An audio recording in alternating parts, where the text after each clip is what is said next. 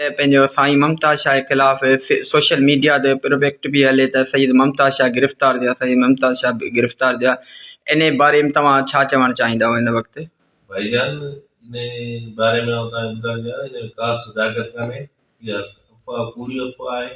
साईं मुमताज़ शाह असीं गॾु हुआसीं, हाणे हुन बदिले छॾिया 2000 ऐं उहो बुखार हो साईं, बुखार अची वियो साईं, आराम में कुझु दोस्तनि लिखियो आहे त ज़रियनि मूजिबि ख़बर पई आहे त सईद मुमताज़ शाह जेको आहे कराची में गिरफ़्तार थियो। पर उहो कराची, इहो कूड़ आहे। कराची हासी कोन सॼी बनीअ ते हासी, बनीअ ते हासी हींअर साईं बंगले ते छॾिया। साईं हींअर बंगले में आराम आहे न।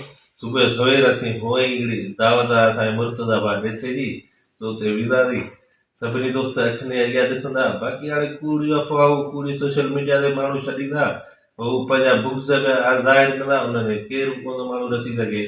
सो इहे त हाणे मिनिस्टरनि जे हलनि पिया पोयां, बाक़ी हाणे साईं जे पोयां हलिया छा, कुझु कोन्हे, का सदाकत हिन में कान्हे।